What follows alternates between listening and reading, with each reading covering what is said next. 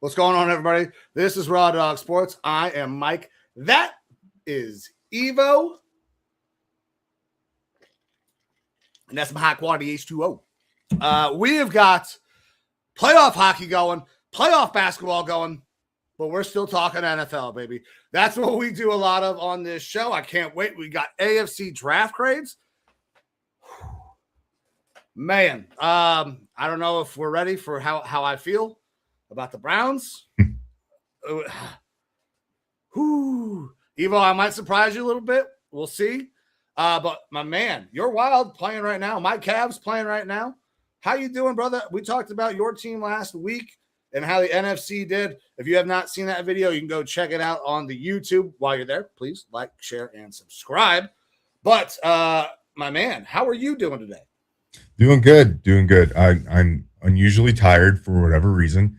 But I'm here, I'm ready to go. Got an energy drink popped. And yeah, I got to get the energy up because my Wild are playing tonight. Had a big Timberwolves win last night versus Wemby and the Spurs. Anthony Edwards is a dog as usual. The guy's playing on half a knee and is still one of the best players on the court, which is awesome. It is a great time right now for Minnesota sports. And usually that involves the Vikings, but not right now. It is Wild. It is Timberwolves and second round of the playoffs for both of them. It is outstanding, awesome stuff. And yeah, my Wild are tied currently with Colorado 1-1. So wife is from Colorado originally. She can't tell me a single thing about hockey, let alone the Avalanche. But we have a rivalry in the house right now. So it's been great. And it worked out really good for my Timberwolves in the first round as well because those Nuggets got knocked off. So a lot of Minnesota v. Colorado stuff going on over the past couple of weeks. So good time for sports, but I'm super excited to get into the AFC, break down all the drafts for the AFC teams this week because, we've had a little bit of time for things to sit and percolate a little bit for people to start get their true feelings about the drafts and their grades and everything. So it'll be a fun one to go over. Yeah, I'm excited to get into the AFC for sure. I do want to say, though, I thought it was very interesting, as you were saying, all the great things about Minnesota sports right now. There was a team that you seem to leave out. Yeah, fuck the Twins. Okay, just want to make sure we were still on. Fuck the Twins. Okay. It was, the Twins actually got some parting shots, which was really great because they, I think his name's Charlie Walters, writes for the Pioneer Press, former Minnesota Twins, player. Older gentleman for sure, but he writes for all sports now for the Pioneer Press up in Minnesota in St. Paul. And he put on an article this week, which got some people kind of worried, some conjecture. Are the Wilfs looking to sell the Vikings? And it was complete postulation based off of us not spending a whole lot in free agency this year. Teams don't need to spend a lot of money. It doesn't mean they're trying to sell. They're just trying to get their books right, especially when they spent the most money of any team, not the most cap, but the most money last year in free agency. This year is kind of a reset to the mean. And anyways, that story came out and a lot of other beat writers had to come out and say, no, the Wilfs are very much invested in this team and they are planning to have multi-generational hand-downs of the franchise within their family. But there was a lot of parting shots in there through all the articles of like, the Vikings aren't the Polads. It's they aren't spending less money because they are terrible pieces of shit owners who don't give a fuck about the sport or the team and are just trying to get money. It's because they are working their books and resetting things a little bit, which is pretty normal. So yeah, fuck the Twins. And as we just talked about, the Timberwolves and the Wild both move on to the second round of the playoffs the same day. One of the best days in sports for Minnesota, probably top 5, with like the Minneapolis Miracle being up there. Great. With the World Series wins for the Twins when they were actually a decent team. The Twins did win that day, but I don't really count that as part of the fun because fuck the Twins. Because fuck the Twins. I agree, actually. I've been trying to say fuck the Twins since I've known you, and you're finally getting on board with it. Yeah, look, it's an organizational thing. I would love to come back to the team, but some big changes have to happen. Some big changes. And probably it's not $2 beers. No? $2 beers don't sell you? No, I'm not some beer slut. Are we sure? I mean, we could be. Whiskey slut. Got it. Understood. Makes a lot more sense there. Oh, man. Baseball is in full effect, but dude, we don't need to spend any time on baseball right now. The Yankees are really good, and it makes me very angry. So let's talk about football. Yeah, absolutely. Let's get into it. So we did this last week for the NFC. We broke down all the draft picks for every team from the NFC and gave our thoughts, feelings, grades, not necessarily full-on letter grades or anything like that. And we had a pretty good diatribe previous, and I would definitely go back to that video if you didn't watch it to get our thoughts on each of these drafts. This is more about the process of how these players were drafted, because I like my Minnesota Vikings draft a lot. The process I kind of get, but also some of the players seemed like reaches. And if we reevaluated where those players were taken, if they were, we took a Max Bredesen in a later round, I'd feel a lot better about it, even though I do really like Max Bredesen. So this is a little bit about the process. It's not necessarily these drafts are going to be good or bad. It's just how we feel about them in the moment. Do the players seem to fit? Do they work with the system? Were they big reaches or steals versus the consensus board, which again, Arif Hassan has done a fantastic job with that consensus board. And yeah, draft analysts and pundits put together their boards. They're not going to be right 100% of the time. That's why they're not on NFL teams. But also, the consensus board, year in and year out, tends to be relatively accurate gauging success. So it is a good metric to go off of. So this isn't us saying like, hey, just because X team took all these players and we don't like any of them, or we think they're all reaches, that this is going to be a bad draft class necessarily. It's more about the process and if we think the fit is going to work or not. 100%. And that will definitely play into my grades when it comes to the Browns. But my man, let's get this thing started. We're going to go AFC. Baltimore would be number 1 there with alphabetical order being order of the day. And God damn it, man. Why did they have to get Vega Ione? They had a draft that was just fucking it's prototypical Baltimore draft. They sat there, took the best player, and it completely fit their scheme, and it makes 100% sense. Great player, great value. They did it with Vega Ione, Zion Young. Jacoby Lane, I think maybe would have been a little bit of an overdraft, but I think if you switch Jacoby Lane and Elijah Surratt, there's no fucking worry about who's drafted where in my mind. So it doesn't matter in this. You continue on. Chandler Rivers, a guy that I really fucking like. I don't know much about Matthew Hibner. The tight end class got crazy deep. Like they were taking all sorts of people. I did not know Hibner. They took a punter in this thing. And Ryan Eckley, Rashawn Benny goes in the 7th round. And then Evan Beerston. Who else did I miss? John Cuevas, another tight end. And Adam Randall. Benny. What's that? Rashawn Benny there at pick 250 as well. I think I said Rashawn Benny, but I had him out of order. Sorry. I got caught up. Wild get scored on again. God damn. When I got on the Jacoby Lane, Elijah Surratt thing, I started just kind of wavering, picking and choosing fucking names. Yeah. Because that's kind of how this is a great draft. This is an A draft. I don't necessarily agree with all the spots where they were picked, but you switch Lane and Surratt, I have no complaints at all. And they still get both. So this is fantastic for them. Yeah, that's the thing that, we spoke about this the last show as well. Not every player in a draft class is going to hit, right? We're not going to like every player in a draft class, but in general, when all is said and done, 3 to 5 years from now, if you come out of a draft class with like 25 to 30% of the guys being role players or good above average, so on and so forth, going on to second contracts, that's a pretty solid draft because a lot of the draft is a crapshoot, especially as you get into the later rounds. Looking at this draft class, you have 11 picks, which is cool because you could hit on 11 guys, but it's probably not going to happen. Out of this class, I do like 6 of the guys. I don't like all the value. Like you brought up, the biggest glaring thing for me is Jacoby Lane and Elijah Surratt. I like Jacoby Lane. I liked him a lot later than pick 80. Whereas Elijah Surratt, I think, was an absolute steal where they got him at pick 115.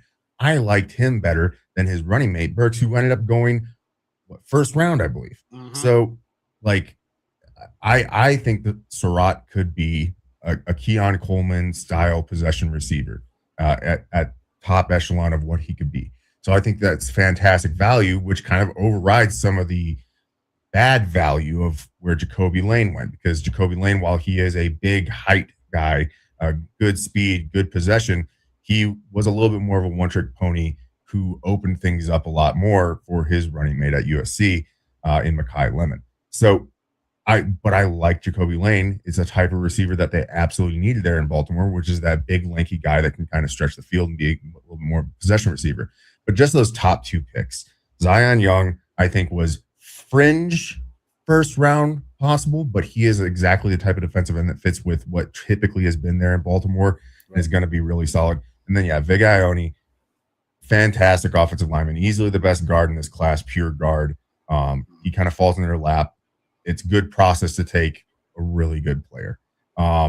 What's interesting to me from this class is you get a new head coach, defensive minded, and you could tell that he didn't have super control over this class because there's a lot of offensive players. Heavy. Yeah, offense heavy for sure.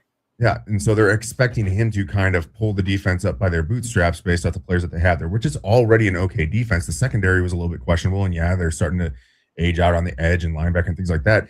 But this was very offense heavy, so they're leaning into their best player on the team, which is Lamar Jackson. Get pieces around him to help him out.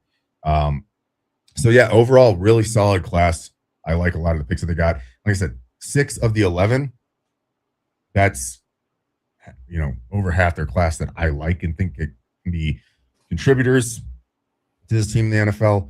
And if half of those guys hit, and I would assume Big Ione is going to be one of them. Yeah, for sure. That'd be so hard to miss. And again, I like Chandler Rivers a lot too, so I think that he can at least be a role player. But I would say Big Ione, Elijah Surratt, and Zion Young all have pretty high capabilities of being second contract type guys with this team. That makes this class kind of a knock it out of the park type of class. Ravens on the Sharp Football Analysis draft capital over expected chart. If you guys are not aware, that's what we were using on the last episode as well. The lower the number, the better. Negative numbers are better, obviously. Ravens ranked 12th, a negative 0.27. So this is a very good draft by most people's analysis. I mean, you look at it and it just feels like a really, really good draft that I don't like seeing as a Browns fan, because I expect 3 out of those 4 guys I think will have a solid role. I don't know which receiver it's going to be.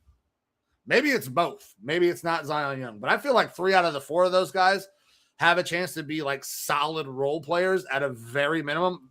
But Big Ione could be a fucking all-pro. Yeah, absolutely. So, all right, next up, Buffalo Bills. They come into this class with 10 picks, starting off pick 35, just out of the first round because they traded back some. They get edge TJ Parker, guy that you talked to out there at the Senior Bowl. Yeah. Guy that we liked, but also had some questions about, is he really putting out everything on the field? Didn't see as much of the highlight stuff that you would hope to, which I think is what caused him to fall out of the first round there. And before we get too far into that, I want to bring that up. Mm-hmm.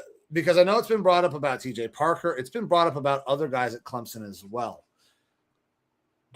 Should we be asking the guys about at Clemson, or should we be asking these questions of Clemson University and maybe Dabo Swinney, because they have not been very good. Things have not gone great for Dabo. And I think that there's a possibility that maybe they just don't fucking respect that man. Yeah, it's a really interesting situation. Listen, this is because you can't be every fucking Clemson guy all of a sudden just forgot how to play football. It is a very valid question, because we've seen a lot of guys from Clemson who are very obviously talented, and then they seem to underperform in college. And even going into the NFL, like the last really good Clemson defender that I can think of is Christian Wilkins, the old fondler, toe guy, whatever. Like, and so it's a bit removed. And you have a bunch of guys that, your Peter Woods that comes out this year, and TJ Parker. They've got questions about, are they wanting to be the star on the field, or are they happy to be on the field and just I don't know if they were happy to be on the field because of what the hell was happening at Clemson. Yeah, and that's the thing, is that they're such a talented roster, and for them to not be as dominant as they could or should have been, it definitely starts to bring question into coaching a little bit. But you would think that some of that would start to fix itself when these players make it to the NFL. Just we still haven't really seen that from a lot of those Clemson guys, that more highly touted Clemson players, specifically on defense, that come into the NFL. They still haven't really lived up to the hype and expectation as much, which scares me a little bit about TJ Parker as well. But edge defender, absolutely a big need there for the Bills. Davison Igbinosun from Ohio State with pick 62.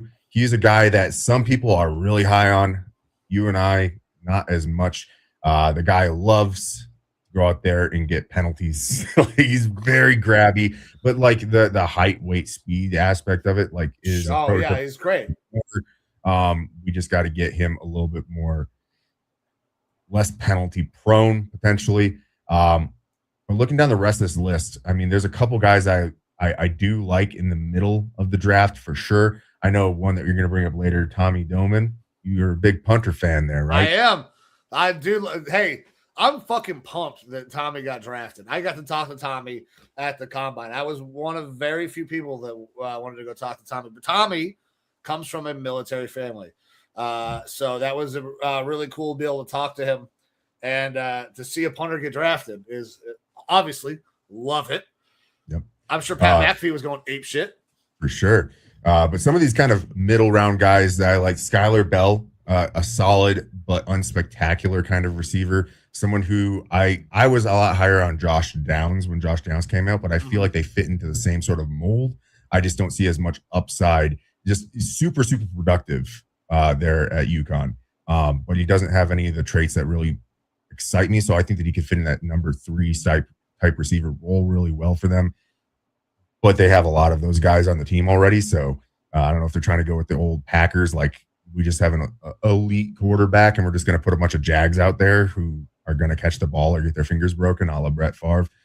Caleb Elam-Zor, a very, very athletic, more modern linebacker, a little bit smaller, but very athletic, with, needs to work a little bit on his, not attention to detail, but his anticipation with stuff. But a guy who at pick 126, I think is solid. And then Jalen Kilgore, a guy who is listed as a cornerback, but he realistically is a safety or kind of slot safety, who I did like. Zane Durant, big dude in the middle. Toriano Pride at pick 220, I think is pretty solid value. None of these guys out of this draft class jump off the list to me and make me think like this was a banger draft class. I think this was a mid to average where you are getting a lot of guys who some of them could potentially work their way into being starters. But even with TJ Parker, I'm not looking at him and thinking like he's going to be a big contributor year one. I think that this is a depth class almost. I agreed. It's not bad, but it ain't good. It works. It gives you some help in areas where they need help. But yeah, it's a depth draft. That's exactly how I would describe it. I don't know if I could say it any other way, man. Hey, congrats to Tommy Doman, though, dude. Yeah, congrats to Tommy Doman. Second best punter in this class because the first one went undrafted to my Vikings. No. I can't think of his name. I just know he's from Australia. He's part of the international player pathway, which means we get a 91st roster spot. Nice. I'm happy for Tommy, man. I learned some different shit about punting. He taught me some things about punting, about the trajectory and the angles. Yeah, dude. I'll post the video. I'm pretty sure I was going to have it on my phone. Stay tuned to Raw Dawg Sports for our off-season content. We will have a punter-centric episode where hell yeah, punters, baby. The geometry of it. And we have a fight in the net in the wild game. I love it. All right, next up, we're going to go back to the AFC North to another team that is beloved by you, the Cincinnati Bengals. They come into this draft with 7 picks, and they had huge needs on defense. Did they fill those needs? Listen, they have one of the Dexter best Lawrence. draft picks in this draft. If you count Dexter Lawrence. Yeah. Well, if you count Dexter Lawrence, it's fucking, this is a banger draft because Dexter Lawrence. I know you're talking about Landon Robinson. You're damn right I was. I know you're talking about Landon Robinson. So look, this is man. Another interesting draft where this is one, there's a bunch of guys on here that I like. I'm kind of confused by some of them. Double center had me fucked up, dude. Yeah. And 2 guys that both I really like to be good starting centers in this class, but the draft is a gamble.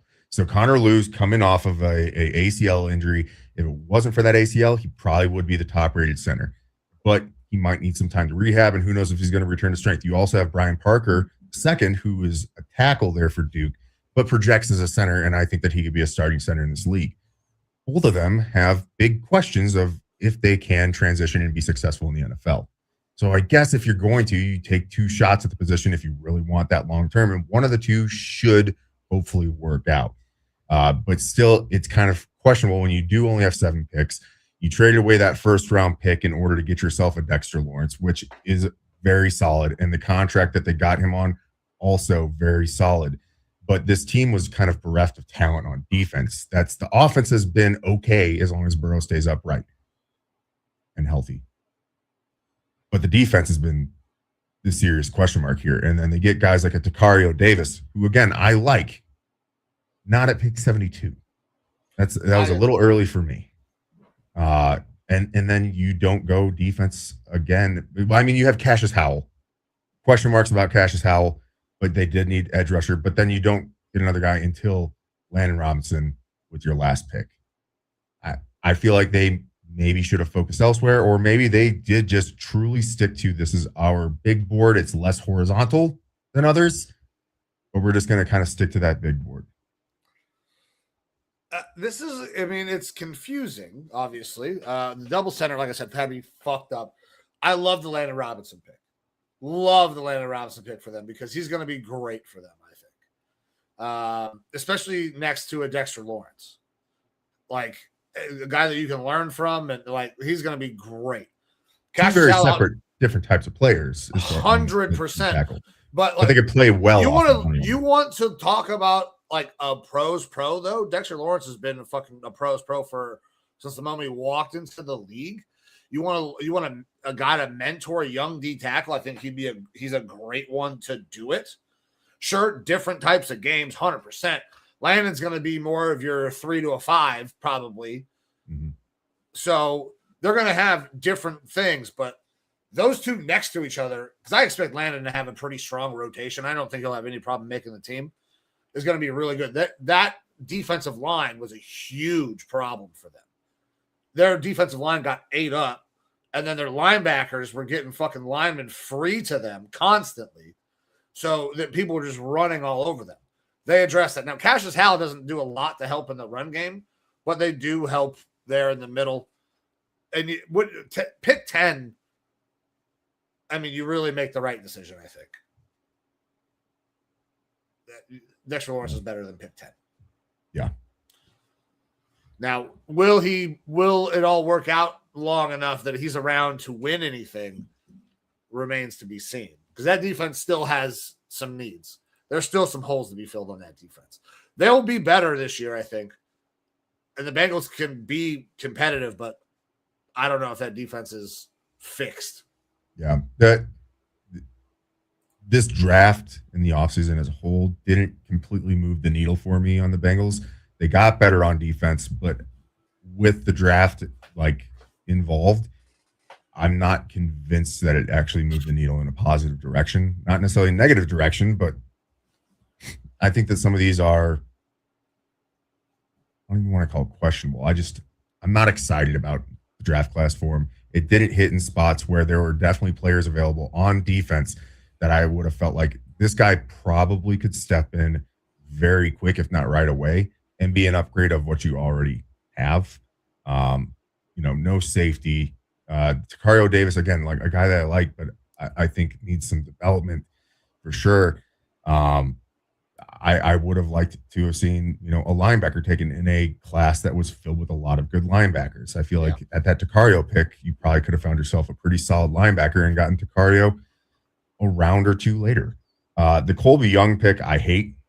I will say that. I had, a very late round grade on him, if not undraftable.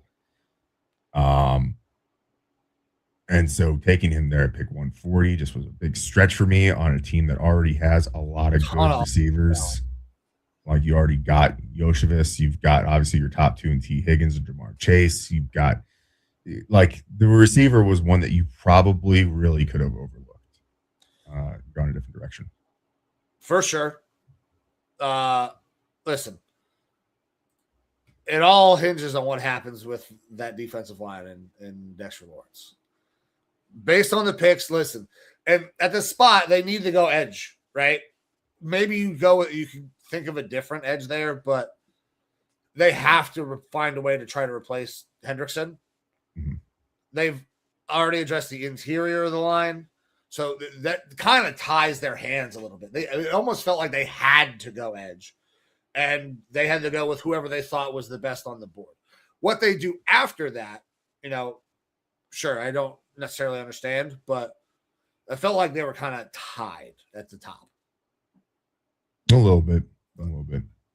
All right, man. Well, we can move on to your Cleveland Browns, which has been a relatively lauded class. Yeah. By most people, 10 picks. Yeah. A lot of motherfuckers coming to Cleveland. That you guys hit a lot of positions that you were in need of for sure.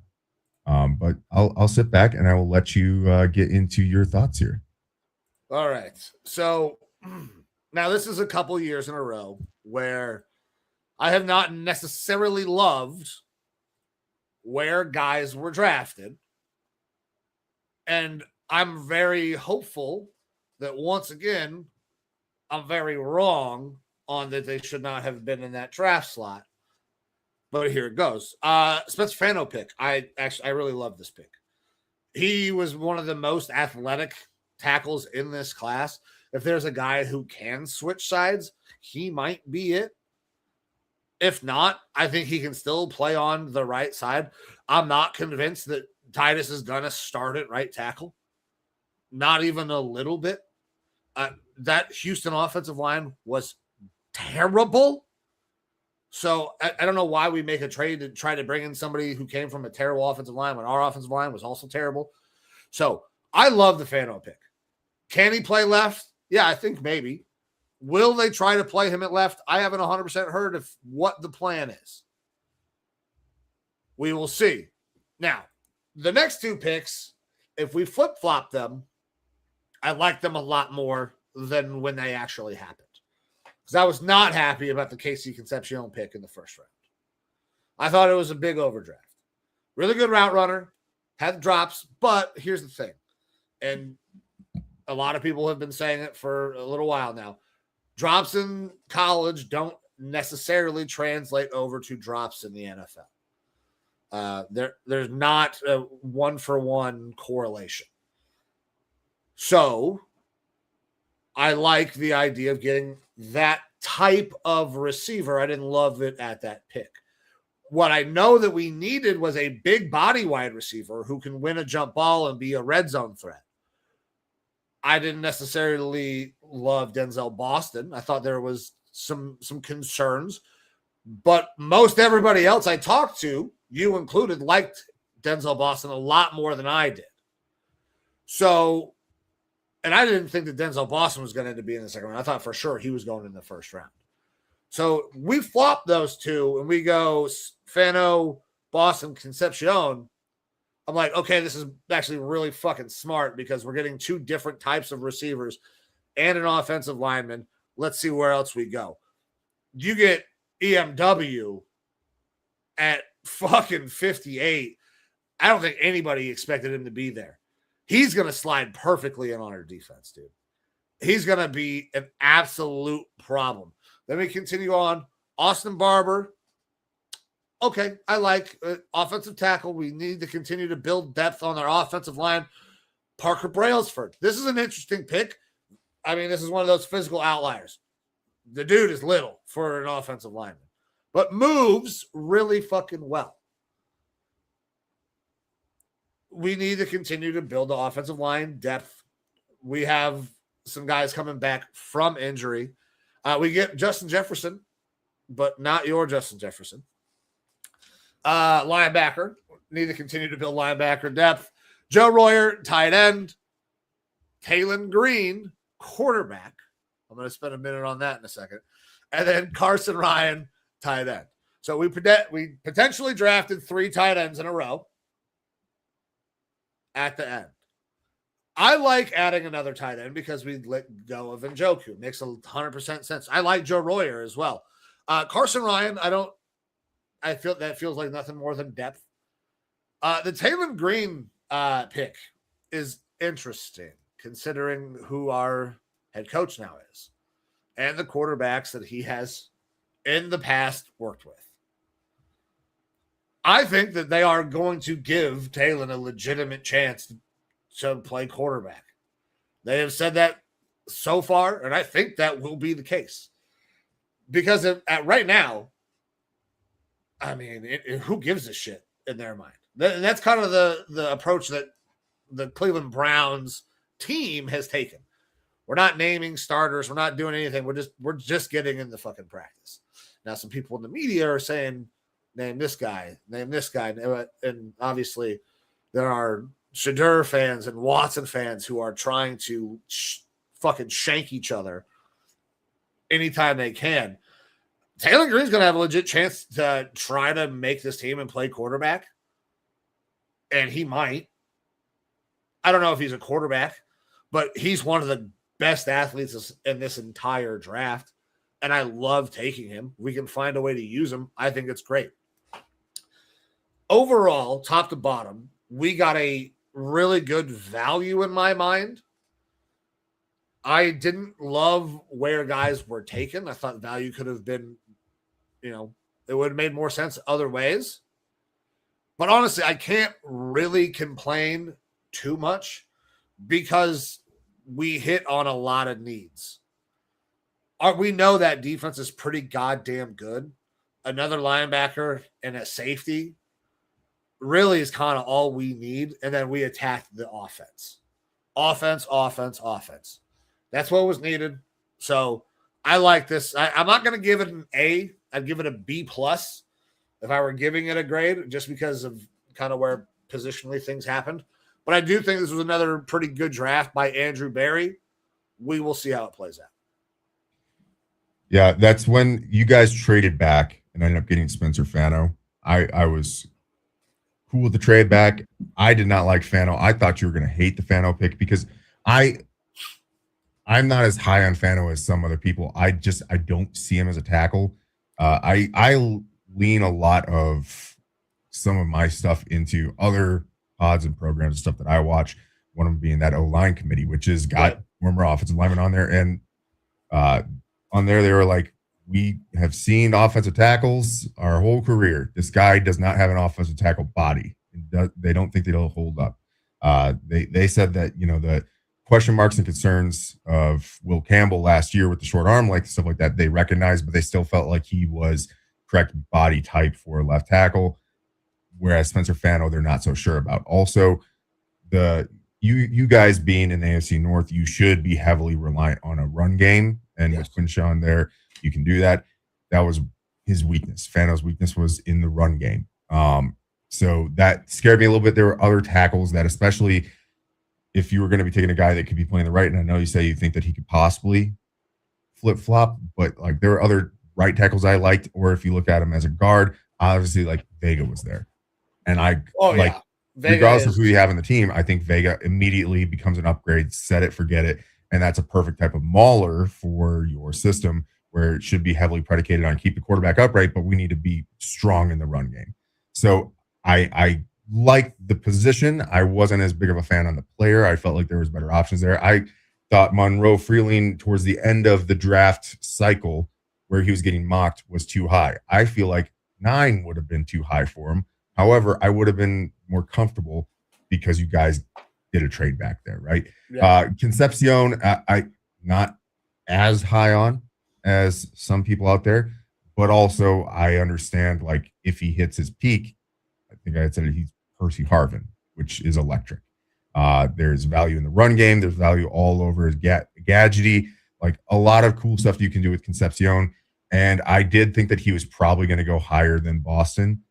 So that order doesn't necessarily feel wrong to me. Getting Boston is a huge value at pick 39, though, because I don't think that he's going to become a number 1 receiver in the league. I don't think that he will become a guy out of this class where you're like, man, this really should have been necessarily a first-round pick.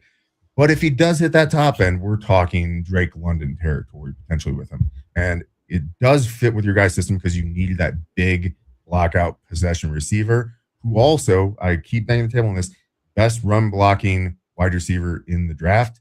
Yeah. And again, you guys probably should be able to run for his team. So it makes sense for him, that huge value there. So going wide receiver, adding some offensive talent there makes a lot of sense. EMW, we don't need to get too far into that. Like he's commonly mocked in the first round. I thought that he should have been later first round guy, but he is a light version of what we saw Seattle take last year. And that's dangerous in a defense. He could be playing both as a safety or down in that joke role because Joke wasn't a huge linebacker. McNeil Warren is a big safety. Like they could play a little bit more in that box type of role, which is that hybrid type of a role is. He's going to be the big nickel. He's going to be roving around in the fucking back end somewhere. Yeah. And your guys' defense already really dangerous. So adding that element out there is pretty nice. Barber and Brailsford, where they were taken, I think both those values are perfectly fine. I think Barber fits a little bit more with what I would expect you guys to be schematically. And doesn't have to come in and start right away, but I think that within a year or two, like he absolutely could be a starter for you. Brailsford, you already brought up the size concerns, but technique definitely is a good thing. And if you're trying to pull a center, that's a good type of center to have there. Beyond that, I mean, I'm not huge on Justin Jefferson, Royer, Carson Ryan, and then Taylor Green is just one of those weird outliers. Dude, because we don't know. Yeah. So to me, will he get the opportunity to possibly play at quarterback or, practice and stuff like that? I think they're going to see what they have in him. But worst case, you do have an athlete that understands how to run an offense because he's played quarterback at a pretty bad level, but he's a really good running quarterback. That's a gadgety type of thing that you absolutely can use. Or you could end up being a tight end or something like that, or an H-back. You can use them in specific packages potentially. And when your offense already has a bunch of question marks around it, you can take some shots like that later in the draft and see if maybe you're able to strike gold. And if not, I mean, a lot of the thought process is that if your quarterback room doesn't work out right now between Shedeur and Watson, that you'll be going into next draft with a heavy emphasis in the first round on quarterback. And then the Taylor Green pick won't really matter. You can start using them at other positions. It'll be focused on primarily just finding your next franchise guy. So overall, solid draft. Again, I don't necessarily like all of the players as much as some of the other options that were available, but I think you guys hit on a lot of your needs with guys who consensus-wise are considered to be pretty high picks. Those top 4, all consensus-wise, pretty darn good value. So I can't complain about any of those for you guys. This could be another Browns draft, which I felt better about that Browns draft last year and the guys that you got. I know I felt better about it than you did at the time with some of those guys. I don't feel the same way, but I still feel good about this draft. So yeah, it's still in that kind of B+ territory to me. Yeah, absolutely. Man, EMW. I mean, that's the one from this class. That value was just insane in my mind. Yeah. Couldn't believe they were able to pull that off. All right, next up, Denver Broncos. So Broncos did not have a first-round pick. Didn't do a whole lot of moving around to get up anywhere higher. So they start off at pick 66 with one of their 7 picks that they have and take Tyler Onyedinma. I did not have him anywhere. What happened to my camera? It just went all blurry. Focus issue. I didn't have him anywhere near day 2. He was square in the day 3 conversation for me, so I wasn't a huge fan of that pick. But then the next 3 kind of make up for it for me. Actually, what is it?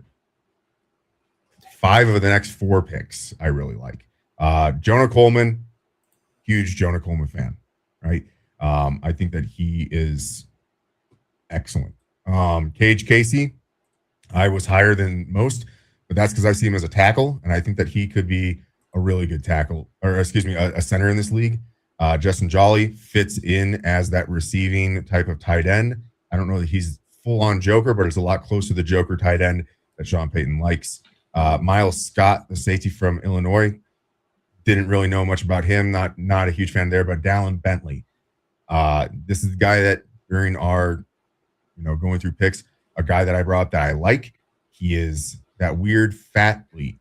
Like, he looks like he's got the beer belly on him, but he doesn't run around like a fat tight end or anything like that. I think he's a solid kind of chugger tight end that can play in line, but a decent receiver as well. Get him at pick 256, I think, is insane value. 257, Red Murdoch. A lot of people like this guy, small school from Buffalo. Like, extreme production, but it was extreme production at a lower level. So we'll see that, like, with a guy who does profile as that true inside linebacker, more classical style of an inside linebacker. That's a guy that you can take in round 5, 6, 7, and in 2 or 3 years, all of a sudden, this guy's going to have triple-digit tackles on your team. So very possibly could happen on this defense. I wasn't as high on him as some people. Mm-hmm. Cool name, I think, helps. Red Murdoch is a cool name, so all-time definitely name. Helps. But at pick 257, it's really good value there for him at 257. But yeah, that's that first pick at pick 66. That was the one where I was kind of like, oof, I don't know what we're doing here. And then through the rest of the draft, outside of that, again, Miles Scott, who I don't know enough about to be truly speaking on, I think that they got pretty solid players after, pick 100 throughout the rest of their draft. So while this draft isn't graded very well, and I think a huge part of that is that first pick at pick 66 for me, I kind of like the rest of it. So for me, this is like a B plus draft kind of for me. Okay, so I am not that high. I would go probably C plus, B minus. I think the Jonah Coleman pick is fantastic. I mean, they have been trying to figure out the running back situation there. Obviously, they re-signed Dobbins. And God, I just forgot the kid's name from last year who they drafted. RJ Harvey. Yeah. I think Coleman and Harvey are the perfect 1-2 punch for each other. So I agree. So listen, Dobbins has been around the league for a little while, and injuries have always kind of crept up. We have talked about Jonah Coleman, maybe not as much as we should have, but we have brought his name up. And every time we talk about him, he's a guy who can be a 3-down back. He's kind of a thumper type guy. And then you get RJ Harvey, who is more of your, Jerick McKinnon type guy that comes in and spells for your Minnesota people out there. Mm-hmm.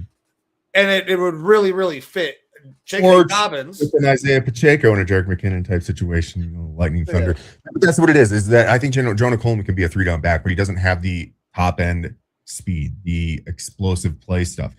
He's good at thumping. He's good between the tackles. He's good at receiving. He's good at spinning off blocks and breaking tackles, but he's probably not going to break the 30, 40, 50-yard run for you because he's probably going to get brought down from behind, whereas RJ Harvey is that lightning that is the perfect offset to it. And you can't completely count on J.K. Dobbins because while J.K. Dobbins does have everything that you want from a full-time starting back, he can't stay on the field, constantly injured, and that sucks for him. So this kind of provides a path to the future in that running back room. 100%. So I think that's a great pick. I like Gage Casey. Their offensive line was really fucking good as it was. So that's a good depth signing. The Justin Jolly pick I like at that point, like because right before they were on the clock, I believe, is when oh goddamn, tight end's name from Vanderbilt. Eli Stowers. Stowers went off the board right before I believe they were getting ready to pick. So they had to kind of pivot. And I think that Justin Jolly there later on is the right place to pivot to for that Joker type tight end for Sean Payton. I mean, that is what he does. So that makes a lot of sense. I don't know anything about Miles Scott either. Red Murdoch is a guy that I was seeing getting mocked late. I had to do some research after the first couple times I saw Red. But listen, Buffalo has produced NFL talent before. It's not like Buffalo has never had a dude. Khalil Mack came from Buffalo, and Khalil Mack was fucking spectacular. Now, Red Murdoch is not Khalil Mack. Let's pump the fucking brakes, everybody, all right? Just because I brought the name up doesn't mean I'm comparing them. But they play legit football there. So he can slide in and, like you said, at some point, potentially become a starting fucking linebacker for him. So I don't love their top pick there. I don't know who the fuck Miles Scott is. Casey there is depth. So I'm kind of like a C+, B-. Okay. Listen, they were already really fucking good. So they didn't need to have an A draft. Yeah, absolutely. All right, next up, Houston Texans. They come into this draft. They got 8 picks at the end of it. And at pick 26, they fit spot on their offensive line, which was already perfect according to their GM. They take Keelan Rutledge, who's a very solid player. He was slept on a little bit through this process, seen as more of like a second or third round pick. But as we got closer, more and more insiders are saying, like, a lot of the GMs are like, it's not out of the question this guy goes in the first round because of how talented he is and how much this class kind of falls off after that first 15 picks where, you know, you're seeing more second round guys fit in there. So I like the Keelan Rutledge pick. I think that he immediately slots in as a starting guard for them. Caden McDonald, also a guy who immediately slots in at pick 36 as a fantastic nose tackle with some upside to him. And so those 2 picks alone, I'm a huge fan of. And then the rest of this draft is kind of meh. Look, Kamari Ramsey, getting him at pick 141 is solid. Marlon Klein. Why the fuck did Klein come off the board right here? That was when the whole tight end thing started, and it created a fucking fiasco. Yeah, and I like Klein. I like Klein 100 picks later. Sure. And so that I'm not was saying definitely Klein's a bad pick, but a bad player. But what in the fuck? There were, I don't know, 100 other tight ends on the board. It seems like it. And he was the second one picked, if I'm not mistaken. And we just talked about Jolly. I like Jolly better than Klein as a traditional receiving tight end, but he went 100 picks later. It was an interesting selection. Obviously, they are high on Klein, but Klein, I believe, German, not a ton of football experience, a lot of projection and potential upside with him. We just didn't really get to see it there at Michigan. There was other tight ends while he was there who've been pretty damn good. So that to me was a pretty huge reach there. But like I said, Kamari Ramsey is a player I like at 141, but the rest of the guys in this draft do nothing to move the needle for me. Hopefully those first 2 picks at 26 and 36 work out for them. Because look, the defense already was very fucking solid. The offense has the potential to be really good as long as they fix that offensive line and get CJ Stroud out of this slump. So getting a Keelan Rutledge probably fixes a huge issue. I mean, does it fix a huge issue, or does it plug one fucking hole in a boat that had 4 fucking holes in it? You know, their offseason and who they brought in on the offensive line, they brought in a bunch of guys who can play that were better than what they had previously. I think you can look at Rutledge, and I don't know if he's going to play left or right side, but he's going to come in and he's going to start right away. And then with the other 4 spots amongst who you have, you can probably find some way, shape, or form. I believe Wyatt Teller went down there. They'll find some other guys to be able to play, and it will be a level better than it was last year. And Keelan Rutledge can kind of be the pivot point for that, as far as base everything off of this. This is our one known commodity. We know he's going to be good, and we'll fit around him. I think that maybe they have improved their interior of their offensive line. I do not know that they have improved on the edges. Yeah, we will see, because they didn't address that at all. Hey, no. Lewis Bond got drafted. He did. No.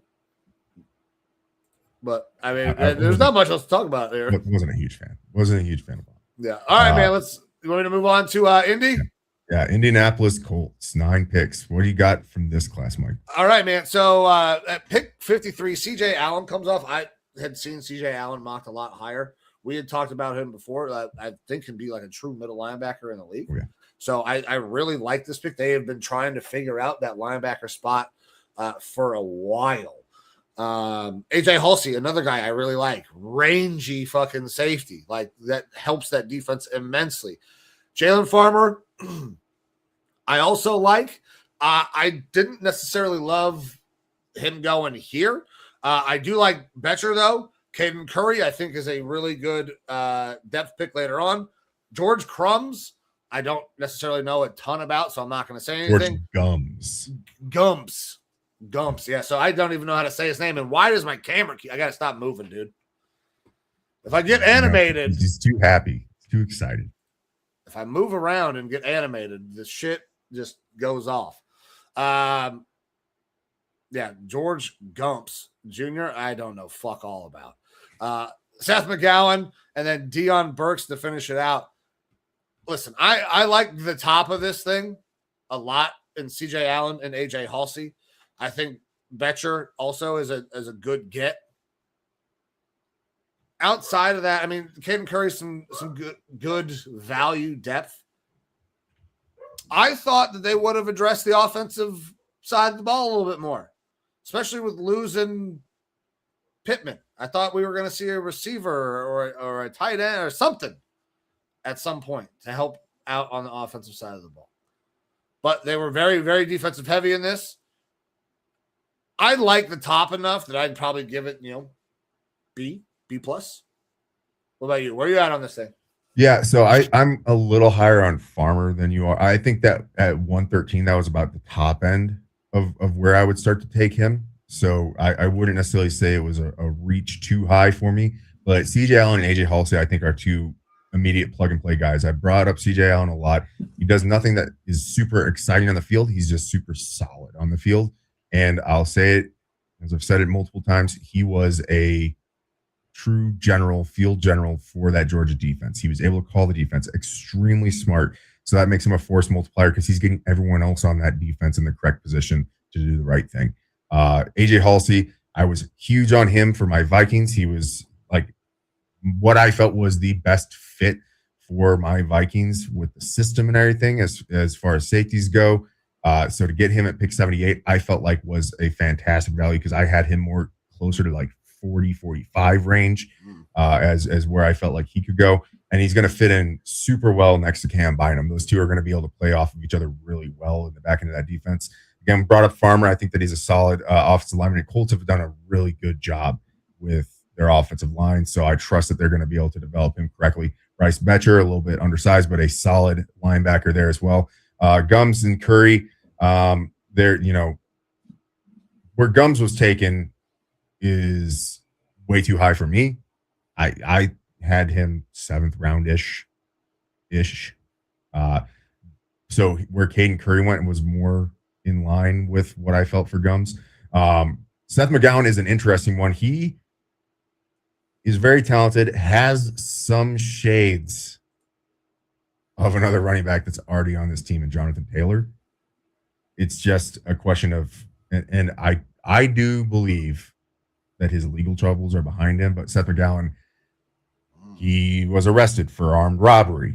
I believe because he was in a vehicle or in part of a robbery, but wasn't necessarily like an active participant type thing. There's been some other little things here and there. which it really hurt him in college and his development. But after moving and going to Kentucky, he's been pretty good in the NFL. But there is a little bit of projection there, and you're not going to get to play right away behind that Jonathan Taylor. But they've traditionally been able to have some pretty solid backups there and develop them pretty well. And then Max Llewellyn, your very traditional 4-3 defensive end type of guy at pick 237, which we see a little bit less of these days. Well, hold on. Who did you just say? Max Llewellyn. Where do you see that at? Pick 237. That is Seth McGowan. They got 237 on here twice. On mine, Seth McGowan at 237, Max Llewellyn at 237.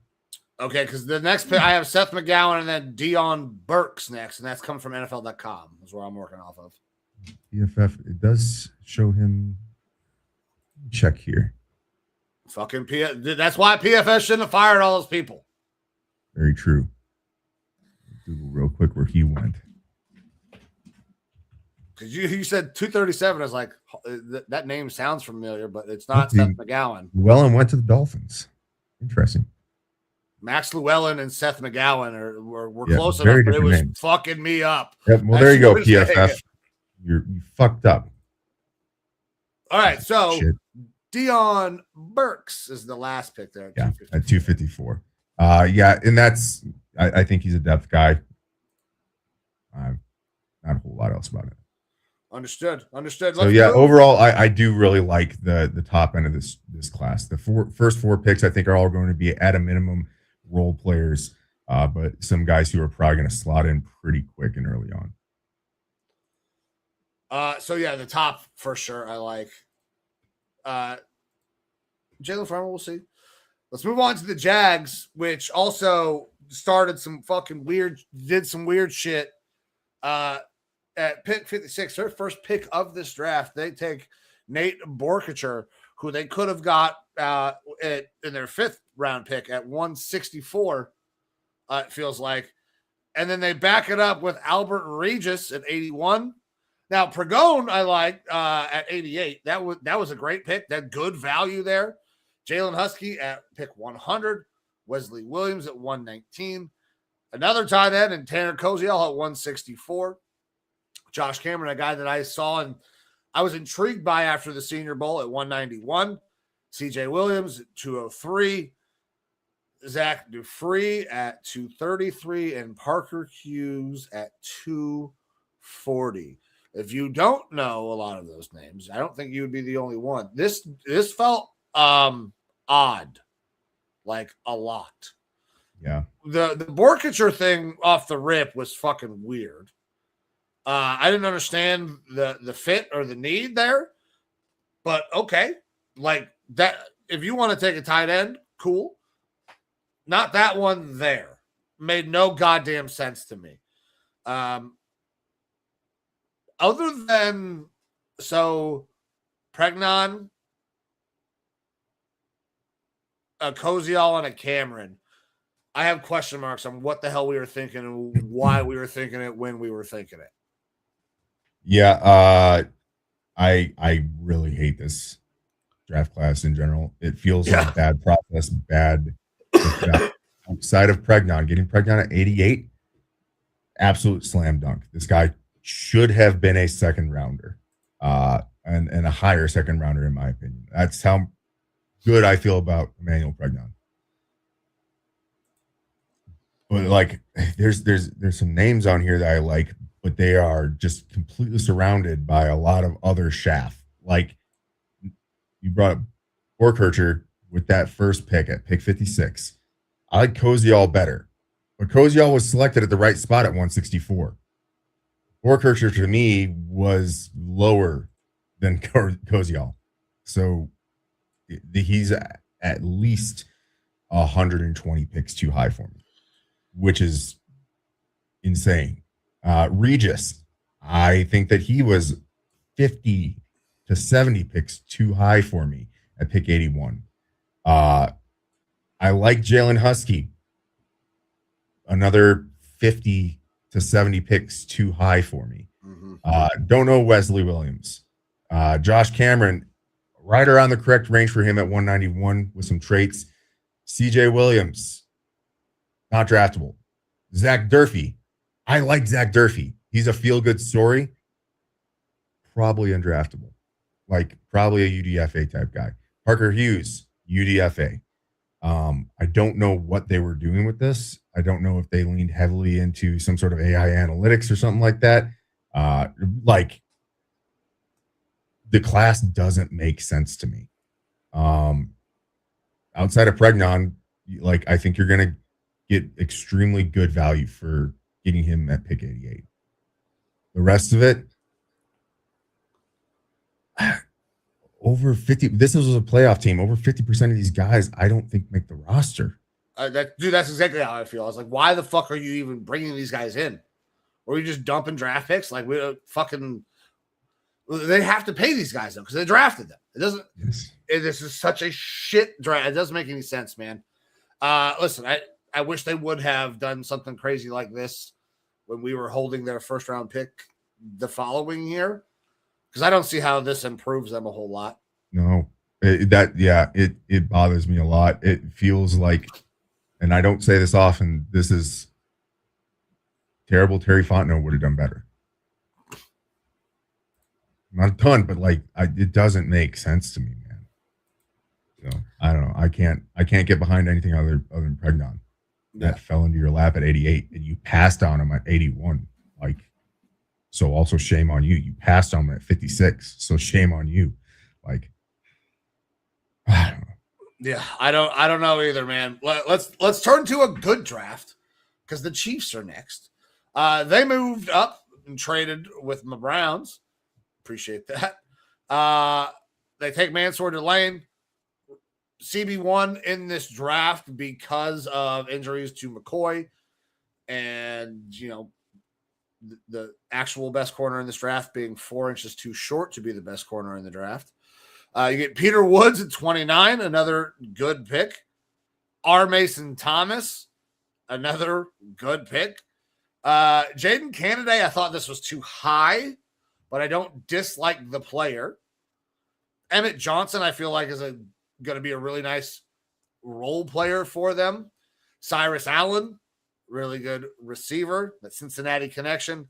And then you get Nussmeier, okay?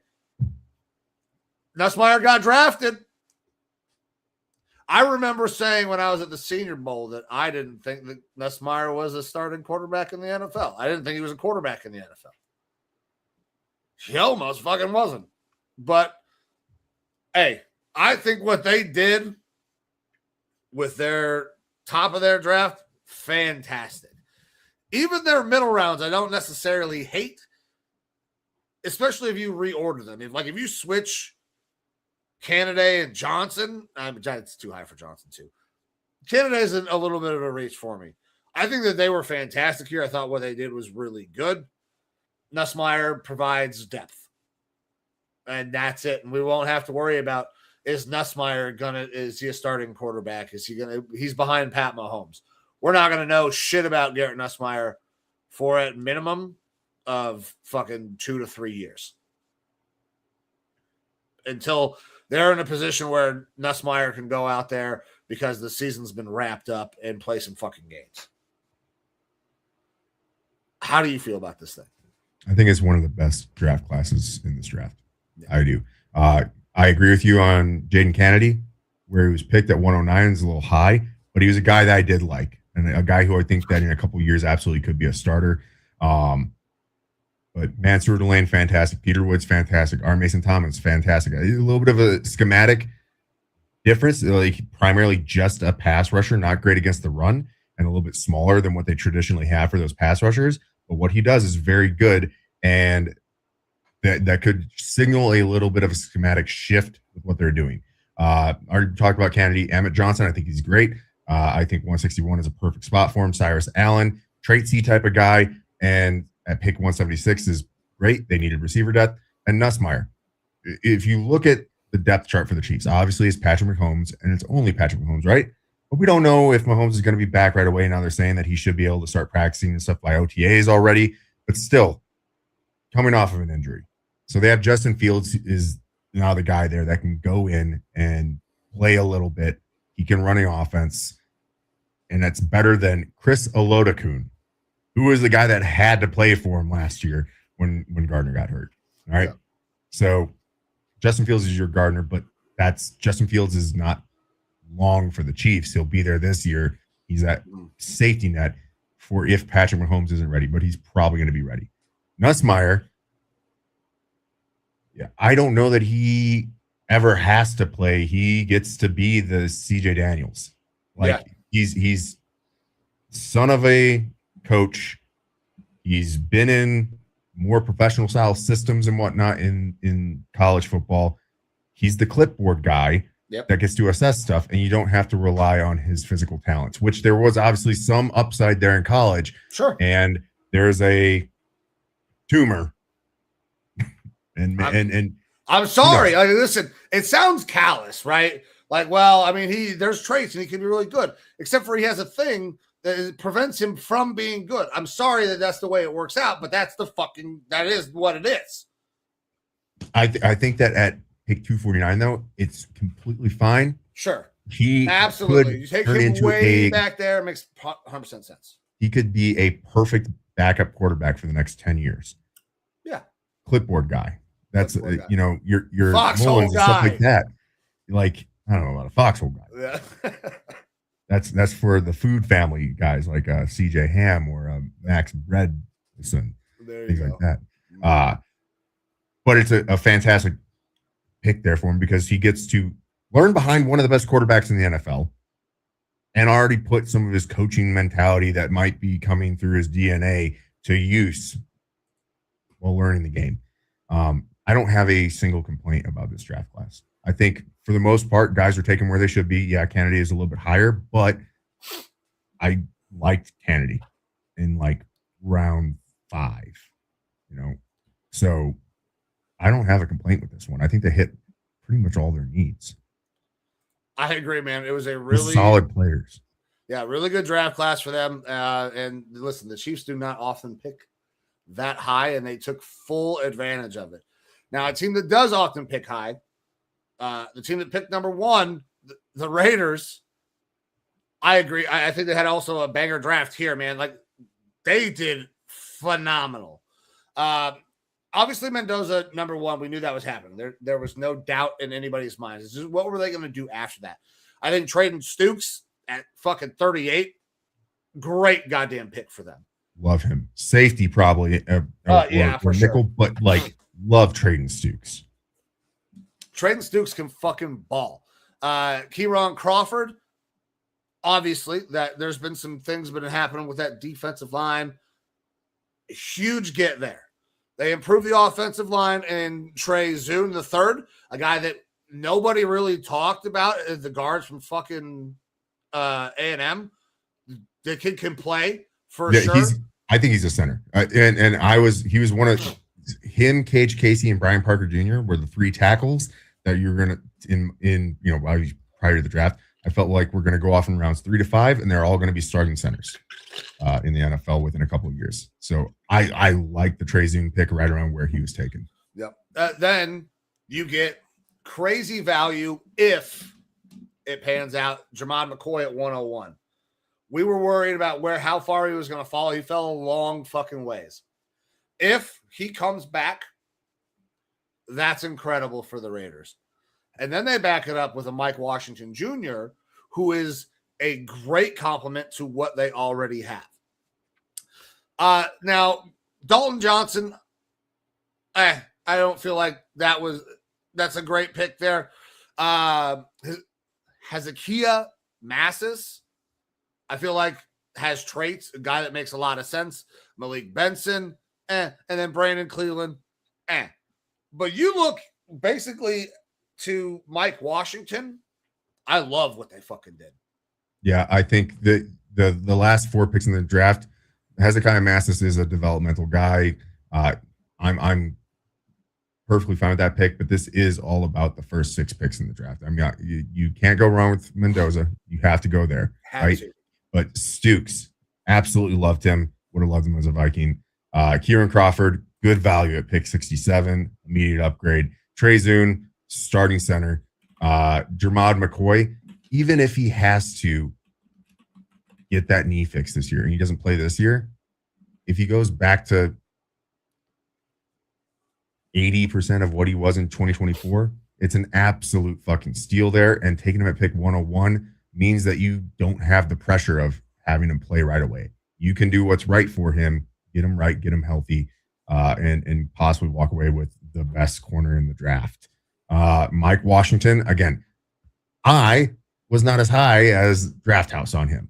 Mm-hmm. Doesn't mean I didn't like him. I did like him. And this was even a little bit later than where I would have had him. Like, I thought that he's a third, fourth round guy. 122 is later, but like you can't ignore the height, weight, speed combo of him. Yeah. The last four I don't really care about. It's the top end of that draft. This was a team bereft of talent in a lot of areas. They got better in a lot of areas. You almost couldn't go wrong as long as you didn't take a Nate Borkircher with your second round pick. Yeah. And they didn't. They took guys who maybe aren't the highest of upside in all the spots, but they took guys that are going to be able to be starters in this league, players. And I think that they got guys who are starters all the way through their first 6 picks. So, yeah, man, yeah, they really good class. They really did get guys who can be. So Mike Washington can be a starter. They'll figure out how the fuck that's going to work. But well, remind me, who are the running backs there? Janty. Ashton Genty. So he doesn't have to come in and be the number one guy, correct. but he's a real nice compliment. I think that they will complement each other Genty. well. Yeah. So I don't know if he'll start, but man, I really like these guys. All right, next up, the LA Chargers. 8 picks in this draft class, and at pick 22, they take Akeem Leather Helmet Mesidor, the old fella. But I'm fine with that because they need guys who can play right now, and Mesidor is able to step in right now. They get a Jake Slaughter out of Florida, a guy who looks like he should be 32 with that goatee, but pretty solid pick there at pick 63. And then beyond that, I'm not super high on pretty much anyone in this class. Genesis Smith is a name. He's a guy that is decent in coverage, but does not want to ever have to tackle a person, which bothers me a lot. That was like he would avoid tackles, which they have a safety who tackles people. They don't need a guy that tackles people. Sure, but like, and look, you're gonna have a 131. That's nice. It is football. Yeah, and sooner or later you're gonna have to do that. That bothered me a little bit. But at 131, it's not terrible value. But beyond that, like Brennan Thompson, I thought was taken a little bit too high. Pick 105. Like he's a solid draftable player. The rest of the guys, though, throughout this, I'm not super high on any of them. So they really have to hope that Akeem Mesidor is able to come in right away and provide a boost to that defense. And then Jake Slaughter, I think, has the potential to slot in very quickly as their starting center. And that's kind of a Harbaugh type of thing. Like you get guys who have proven to be solid offensive linemen that can get out there and start right away. That was like the reason why the Chargers season fell apart, was because the offensive line fell apart. So if they're able to get that offensive line settled, it's good. I'm not excited by this draft. It's like a B minus C plus to me, but they got 2 guys with those first 2 picks that I think can be pretty early immediate contributors. Although their upside is probably capped. Yeah, I don't like this draft. I was not a huge Akeem Mesidor fan. What I think this draft is, though, is just they were trying to solidify some depth. You brought it up. Their offensive line is really good, but they were super fucking hurt last year, and it killed that team. And they dressed offensive line with 4 picks out of their 8. Like, it feels like they were just trying to solidify that offensive line, generate some depth, because they were really fucking good last year. They were on pace to be one of the better teams in the AFC. And then injuries kind of derailed their season. So this is another team that I don't know if they need an A-type draft. It felt like they were just literally going out there trying to draft some depth so they can be the team that they expected to be last year. Oh, I am getting sick AF. But I would go probably C+, B- in that range as well. Because listen, they did what I think their goal was, which was to generate depth. Doesn't move the needle, but they were already really fucking good. So now we're ready to move on to the draft of all drafts. The Miami Dolphins. The Miami Dolphins drafted everybody. They drafted fucking everybody. 12 picks. And look, I'm going to just start off by saying I think this is like a B plus draft. It's okay. They have some. There's really a lot nice of guys. pieces. There's a lot of guys in here that I do like. Not a lot of like necessarily super high end, top end upside, but I think that this team was absolute dog shit. And so a lot of these guys, unlike the Jaguars, who brought in just a bunch of fucking Jags, literally, okay, that these guys are going to get some play, and they actually are like the dichotomy between the Jags draft and this draft is crazy because like this draft class doesn't completely blow me away. Those are a lot of guys on here that are like my guys I like, things like that. I think they got solid value through a lot of the rounds. There's a bunch of guys in here that like I could really care less about as well because you got 12 picks and you're going to get a bunch of that. But look, like Caden Proctor at 12 was kind of wild to me. I think really the value was off like compared to what was on the board there. But they absolutely needed a guy like a Caden Proctor. They needed an offensive line help. So like whatever. But then you hit slam dunks in Chris Johnson and Jacob Rodriguez. Yep. Love both of those picks. Caleb Douglas is that's high for me at 75. Agreed, but you know what? You know who they got later that completely makes up for that? Chris Bell. Should have fucking been taken at least at 75, if not higher. Yeah, because Chris Bell could be AJ Brown if the injury stuff wasn't there. So I love that. Cac Merrick is sure, absolutely too high. All the tight ends went too high, though. But blocking tight end and stuff like that, it's a position of need still for him. And it makes a lot more sense than a Borkircher before that. Like, I liked him better than Borkircher because of his blocking capability and pass receiving upside. Trey Moore, I think, is a solid value at 130. I wasn't a huge fan of him. But then you get an opposite type of linebacker because Trey Moore definitely can play a little bit more edge. You get an opposite type of linebacker in Kyle Luis, who realistically could be a big safety. And by big, I don't mean his size necessarily. But like, he's just a player. To walk out of this with the two guys at the Senior Bowl at linebacker who were fucking phenomenal in Kyle Luis and Jacob Rodriguez is super interesting. And then you get a Michael Taft, who I'm a huge fan of as well. And I think is really good value at 158. Kevin Coleman Jr., a guy who I have kind of come to like this could be like a Stephon Diggs in this draft, size and ability comparison. Needs to work on the route running a little bit.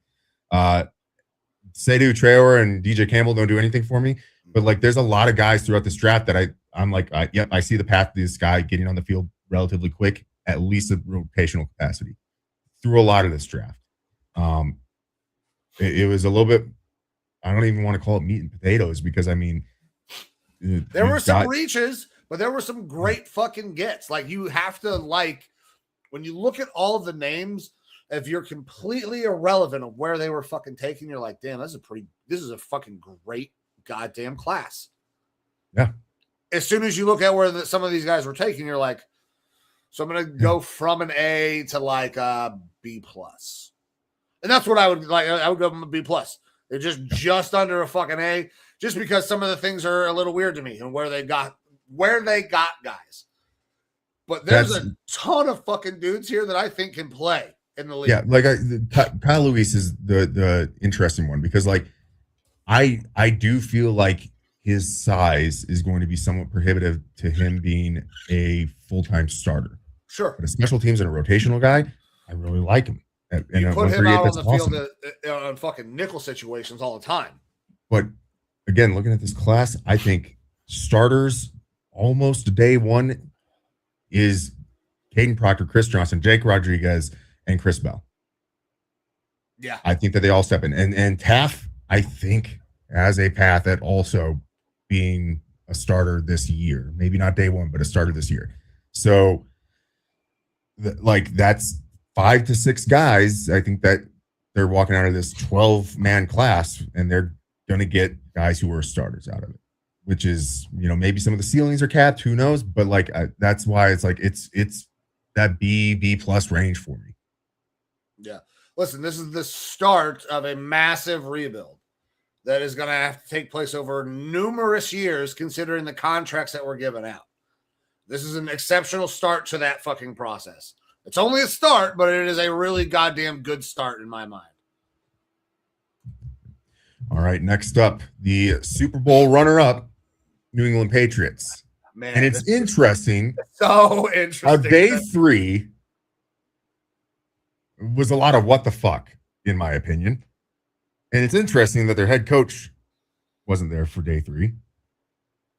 I don't know why. Was it interesting that why he wasn't there? I don't know why he wasn't there. But everything fell apart then. Not that day 2 was the greatest, but I can get behind some of the picks here. Caleb Lomu, I think, is an all right value for pick 28. Some guys I liked better as far as tackles available there, but it's relatively solid. They needed some tackle help. Gabe Yakis, solid edge rusher. Raritan at pick 95 with where tight ends were going in this draft, I'm okay with. But still, I felt like it was a little high. But but all the tight ends. Yep. And then from there on out, it's a lot of what the fuck. Oh, so I don't hate the Crownover pick, but you could have got Crownover in the 7th round. Yeah. I don't know the Jam Miller pick and all this at the end. Why? What? That running back room is full as fuck. Why are we wasting a pick on a Jam Miller who, honestly, I don't even know if he's going to make the team. I didn't think he was getting drafted. I don't know. I pick 171. They should have taken Eli Heidenreich, and then we would have felt real different about this, I think. 100%, dude. Eli Heidenreich fell a long, long ways. Yeah. But I wouldn't have, batted an eye if the New England Patriots had taken him at pick 171 over, Karen Prunty. Who are you? I don't know. Maybe I will in 3 or 4 years. But I know Heidenreich. I know that would have been a perfect Patriots type player, and it would have made sense for him to go that pick. Yeah, I struggle with this class, not as much as the Jags class, because I think the first 2 to 3 picks make some relative sense. Not the greatest of values necessarily, but make some relative sense. And then everything just kind of went back. So yeah, I'm at a C on this class, C minus. I don't think that there's great value. I don't know. It's tough to know. Vrabel has a type of guy that he likes. Who knows if any of these guys pick 171 and later are Vrabel guys or not. Right. We have no idea. Because I don't know a lot of them. I know who Jam Miller is. I know who Demetrius Crownover is. End of conversation. I don't know Baron Morton, who was taken at pick 234 and plays quarterback. Texas Tech guy, right? Yeah. Yeah. I mean, you didn't scout Baron Morton. Nobody did. Don't worry. No. He wasn't supposed to be drafted. So, I don't get it, man. I do not get it. We do have a question coming in here. Kenneth M7C. How do you grade my Texans draft? We talked about the Texans just a little bit ago. We had them both in I believe it was the C range, C minus is area, C pluses, like Rutledge, like McDonald. But after that, shit got fucking chaotic and haywire. Ramsey's a good pick, but most of those guys I don't understand. Yeah, Klein like him, but liked him at least 100 picks later. So at pick 59, I felt like you left a lot of value out there. Fabechi Nwanu, or Nwayu, however you say it. I feel like that, again, we already talked Texans, but I think a lot of these guys in the 3rd round and later were heavy reaches. Ramsey's kind of the gem out of that group. Yeah. So, but Keelan Rutledge and Katie McDonald, both extremely solid. Love both those guys. Good picks for sure there. All right, sliding down, we got the Jets next. And man, they had a pretty goddamn good draft in my mind. Some things I don't necessarily agree with, but they started off pick 2, David Bailey. We had talked about this being the mock for a while. They wanted the pass rush. They got it. That's the guy with the most pass rush bag. Then they follow that up. They get a Kenyon Sadiq, tight end, playmaker. I don't know if you consider him a tight end. He's a fucking playmaker. He goes out there, he catches the goddamn ball. And then this is where I have a question. Omar Cooper Jr., 30. I don't dislike the player. How are Kenyon Sadiq and Omar Cooper Jr. all that different of types of players and what you're bringing into that offense? I don't know that they really are. I love D'Angelo Ponce. Great fucking pick. Daryl Jackson Jr. like that too. Cade Klubnik, I don't love that. That made no goddamn sense either. Inez Cooper, I don't hate. And then VJ Payne, fine where he was taken. I really like their draft class, but the Omar Cooper Jr. pick I didn't love. And it's not because I don't like the player. I'm definitely much lower on the player, Omar Cooper, and I'm much lower than consensus on Cooper. And so I take that into account with that. It's like my personal bias. I liked Surratt so much better than Cooper. Like I would have taken Surratt here. I would have taken Ted Hurst higher than Cooper personally. There's Jeremy Bernard. I like better than Cooper. I just wasn't that high on Cooper, and I am completely off from consensus with that. So I recognize that. But Bailey makes all the sense. Kenyon Sadiq, fantastic player. Omar Cooper, I think like Sadiq obviously is going to be playing that a little bit more of that move tight end role. He's a bigger body than Cooper. But getting a receiver in Cooper is all right. D'Angelo Ponce, you got a first round caliber cornerback at pick 50. And possibly one of, if not the top 2 best corners in this class, in my opinion. I love Ponce. Daryl Jackson is really good value at pick 103. Not super high upside, but definitely a good floor on him. Cade Klubnik, I'm not a Cade Klubnik guy, but you don't have a quarterback there. It's not going to, I guess, hurt to take a shot on a guy because every once in a while, quarterbacks develop, become good, and you don't have one. And if for some reason Cade Klubnik comes in and beats out what's his nuts from the Raiders and the Jets and the Seahawks. I can't think of his name now. Who's their starter? Why can't I think of his name? Jesus Christ. Geno Smith again. Geno Smith. Yeah. If somehow Cade comes in and looks like it develops out of nowhere and looks good, like holy shit, you go into next year with 3 first-round picks and you don't have to force a quarterback. And all of a sudden this roster is just like you can fleece fucking Jimmy Haslam. I guarantee it. Jimmy Haslam's ready to suck whatever dick he has to draft fucking Arch Manning. Yeah. Like it. Well, that'll be an interesting conversation in the future of if the family will allow that. Yeah. That's scary. Well, you know what? We're building a new stadium, guys. It's going to be great. But so, yeah, like that's a nothing burger to me, but also I am a proponent of every other year, basically take your shot on a mid-round guy to see if you can get something out of them because backup quarterbacks have value. They do. And then VJ Payne with that last pick of 228, I think that's lower than I would have liked him. He's a hard hitter, needs to develop otherwise, but he's a hard hitter. So at 228, I think that's good value on him. Solid draft here, A minus for me for the Jets because again, another roster that just has talent issues all over the place. And not only did you get a lot of good talent, but you got them at spots that you need them.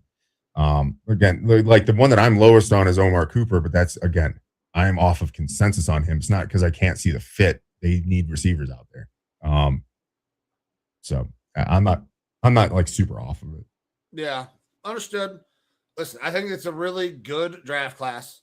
I think that they're going to be I know Jeremy was fucking happy as shit, especially when they drafted Sadiq. he about fucking gooed himself. But I like what they did.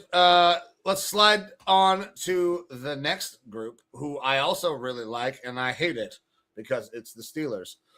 So they start at the top, Max Einacher, who I saw at Senior Bowl, and I really liked what he did. They have needed offensive line help, tackle help for sure. Makes a lot of sense. Jeremy Bernard, that's a really goddamn good get for them. I don't love that. Drew Aller, I feel like that was a reach, but you know what? Crazy high physical traits. They don't have a quarterback right now either. Dalen Everett, I feel like that was a little high. Jennings Dunker, though, excellent pick. Got to continue to improve that offensive line. Caden Wachin, that was high for me as well. I mean, great returner, but he's not going to provide much else. Yeah. Riley Nowakowski, a guy that you talked about and really liked, is going to fit right in on that team. AFC North football player through and through. Gabe Rubio, we don't need to talk about that one. Robert Spears Jennings, big ass safety. So that will be dangerous. And then they get my guy, Eli Heidenreich, at the end of this thing. Them taking Eli and that moment that happened, day 3. Special. Like one of the best stories of the entire thing, man. I'm very happy for Eli. If you have not seen the video, I had an exchange with Eli at Combine. I asked him several questions. However, the main one that got posted was about crayons and if he had a favorite one. He does not have to worry about eating any of those crayons now because he is a fucking NFL football player who plays for my biggest rival. I love you, Eli, and I wish you nothing but the best. But fuck the Steelers. It always sucks when you got guys that are your guys that you know. And Eli was my guy, dude. I fucking love Eli. Yeah. This is a great draft. They did a really good job. Some of the things I do not agree with, like the Wachin thing and the Everett, I think those were overdrafts along with Aller. But you get Ironacre, Bernard, Dunker, Nowakowski, fucking Heidenreich. All of those guys, in my mind, contribute very early on for the Steelers. Yeah. It does feel like a good, solid draft where it's nothing super, super spectacular, but this is all setting up for a Steelers team that has got question marks at quarterback. No one knows what is happening with Aaron Rodgers. The scuttlebutt now is Rodgers to Arizona in the last 24 hours. Good luck with that. I don't think that he would ever do that other than being closer to ayahuasca villages and stuff like that. Like, I mean, he's a California dude. He'll be close to puts him close to California. Yeah, that's about it. But if he's wanting to play for something, the Steelers are probably his best bet. So that's probably where he will go if he plays. But he's just going to keep stringing them along because he likes to be the center of attention. Sounds reminiscent of another guy that played quarterback for a long time in Green Bay. Aaron Rodgers? No, not Aaron Rodgers. The guy that came before that cocksucker. But This is the same fucking story, man. It's insane. But you look, Einacher is a great tackle. The Steelers fans were confused when they took him, but promise you, good pick. Jeremy Bernard, solid receiver, kind of redundant to Pittman, but also Pittman is a decent amount older. Jeremy Bernard will be that guy into his second contract. Drew Aller, look, low moving cost with him. You like the physical tools and stuff. He's got to get better at being a quarterback. Yeah, but also you don't have one. He might be right now better than Will Howard. With Aller coming off the injury. And again, you never know. Yeah, 76 probably a little high for that. I am higher on Dalen Everett than you. I like him at 85. I think that was perfect round area for him. And a guy that I had heavily scouted for my Vikings because I felt like he fit the Vikings scheme very well. So I'm perfectly fine with that. Jenny Dunker seems like a really solid fucking pick. He's going to play guard for them, but can play tackle in a pinch if you need him to, and possibly center in a pinch if you need him to.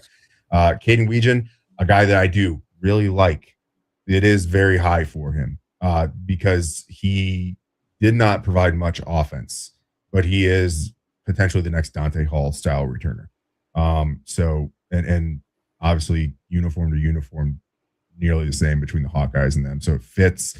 Nowakowski, look back at our old videos. You know I'm a Nowakowski fan. He's a awesome H-back.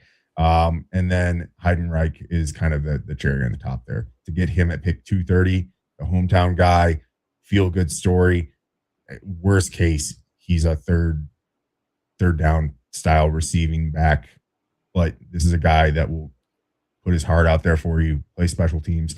And on the upside of it, he's clone to his, Christian McCaffrey in many ways. So a real solid pick there, pick 230. So yeah, this class, it felt a little bit more meat and potatoes to me and a setup for the future, which is perfectly fine because I don't know that the Steelers are going to be great this year, even if Rodgers comes back. But they have to start looking towards a quarterback of the future and some more auxiliary pieces. This was that. This is a B+ to a A- for me, kind of fringe in between. Yeah. I probably B+ A- as well. Some of them are overdrafts, but man, I think that they got a lot better. We'll see what happens with motherfucking. We'll see what happens with Drew Aller in that quarterback situation, man. You got to think that Rodgers is going back. Got to think that, right? They do. They have to. Otherwise, they have to think that, right? Yeah, they have to. Otherwise, they would have been in on, I don't know, like a Tyrod Taylor or someone like the last of the last people available. Yeah. All right, next up, Tennessee Titans. 8 picks in this draft. And a decent draft. Not like super, super high end, but there's obviously some really good pieces here. They need a lot of help in a lot of different spots, and I think that they filled a bunch of different holes. Carnell Tate and Keldrick Falk with their first 2 picks there. Like, we all know our thoughts on Carnell Tate. Like, outside of Tyson and the injury concerns, like, he's easily like your best wide receiver in this class, which is a great thing to have for a young quarterback. Is a very fucking good receiver. I think he could be the next Chris Carter. Keldrick Falk, not the best pass rusher, but extremely good in the run game and a really solid pick there. Anthony Hill Jr., I have some questions about him at linebacker, but I think that he needs a couple years development before he's a starter, but I think he could be a decent starter there. The rest of this class, though, is only really 3 names, I guess I'll shout out here. Nick Singleton, 2 years ago, was one of the top running backs being looked at, very explosive, now coming off an injury and a bad season there where he was sharing that time with Katron Allen. Katron Allen probably looked better than him. But if you're able to, at 165, utilize him at least just in his explosive capabilities, solid. Pat Coogan, solid center. Like, this is your classic, like a guy at 194 who's probably going to be a starter for a long time. Won't be spectacular, but he's going to be a long-term good starter. Yep. And then Jaron Kanik does nothing but block. But blocks pretty well. And so at pick 225, you got yourself a light tackle, which every team needs, especially as we move more towards 3 tight end sets. And so I like his blocking capability. To me, this is like kind of a B draft for the Titans. Obviously, you got 2 really good value pieces there with your first 2 picks. A team that needed a lot of other pieces there. I think they got some of those in Nick Singleton, Pat Coogan, and Jaron Kanik. The other guys I'm not super high on. But yeah, this is like a B- type of draft for me. And it's leaning more towards a B just because of those first 2 picks. So I like this draft, but I thought it was awkward. Like, it was shocking to me when they took Carnell Tate at 4. Yeah. I was floored because I feel like if they wanted a Carnell Tate, they could have probably even moved down if that was what they wanted. I don't know if there was a big tie to Carnell Tate until towards the very end, as things were starting to kind of happen on draft night, as shit was starting to unfold.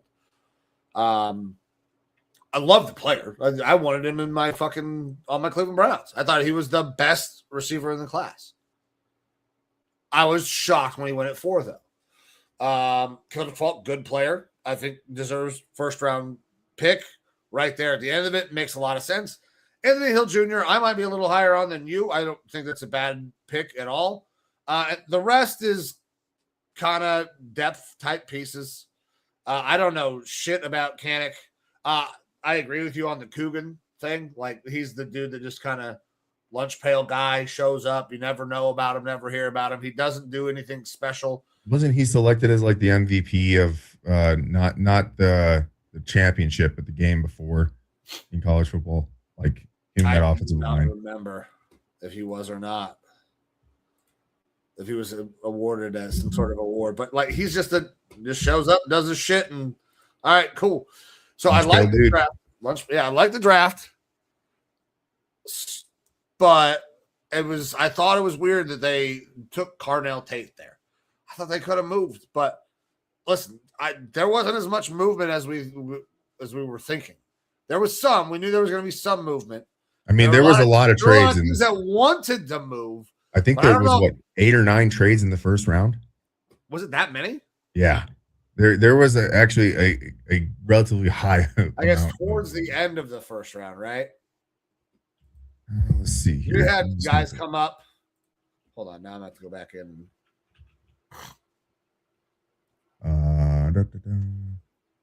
So Buffalo trades out Houston.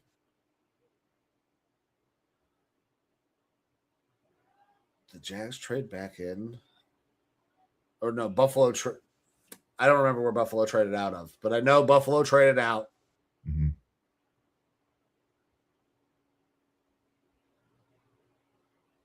There were some swaps because you had the Cowboys move up to 11. All right, so we had Dolphins, Titans, Jets, Texans, Cowboys, Eagles, Chiefs. All had trades. Not necessarily all in the first round, but first round trades in general. Okay. So there were a few.